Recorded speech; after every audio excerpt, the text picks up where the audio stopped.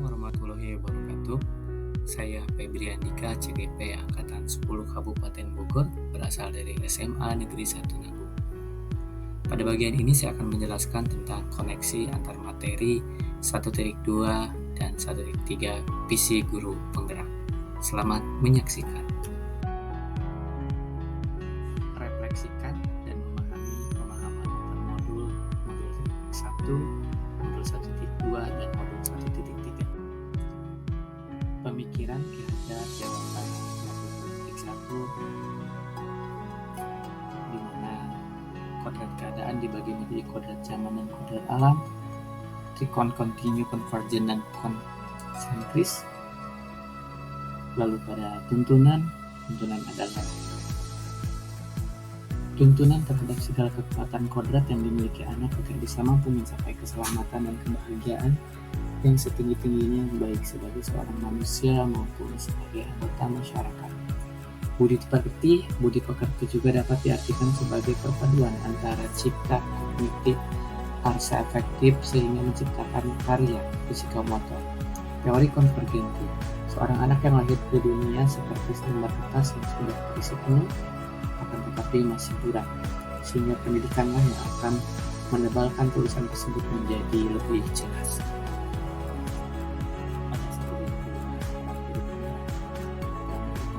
Sendiri adalah pemimpin pembelajaran, coach bagi guru lain, mendorong kolaborasi, memajukan kepemimpinan aktif, menggerakkan komunitas praktisi. Di mana pada 1.2 ini kami mempelajari tentang peran guru penggerak.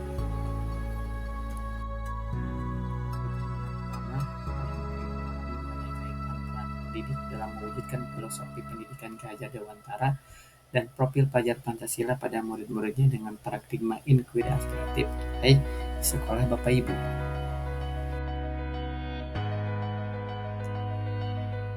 Ada 1.3 visi tentang guru penggerak dan atap tentang visi guru penggerak.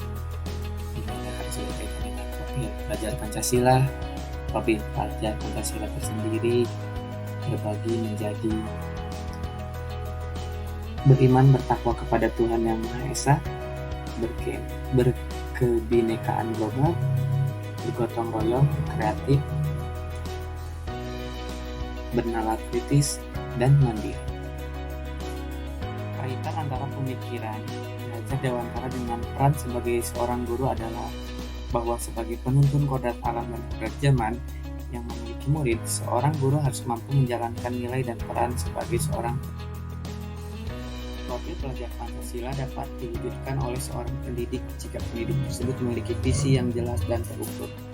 Untuk dapat menerjemahkan visi sehingga mudah diterjemahkan ke dalam praktik baik di sekolah, pendidik dapat menggunakan metode inquiry aspiratif (IAI) atau lebih dikenal dengan manajemen perubahan secara kolaboratif. Visi yang saya buat berkaitan dengan penggunaan teknologi agar bermanfaat bagi peserta didik, didukung oleh potensi kekuatan yang ada. Di antaranya, sekolah memiliki akses internet dan fasilitas multimedia yang mencukupi untuk menunjang pembelajaran. Peserta didik hampir semua memiliki gawai dan menyenangkan belajar dengan peralatan gawai yang dimiliki.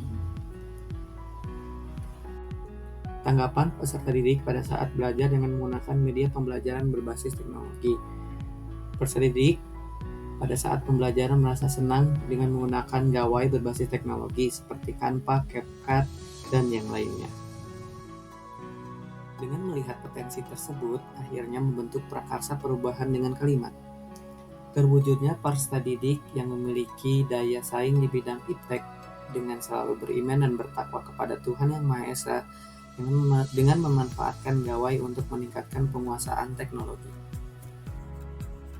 Saya berharap prakarsa perubahan tersebut mewakili peran saya sebagai seorang guru yang sesuai dengan pemikiran Ki Hajar Dewantara dalam menuntun kodrat alam dan kodrat zaman peserta didik yang kemudian akan mewujudkan profil pelajar Pancasila.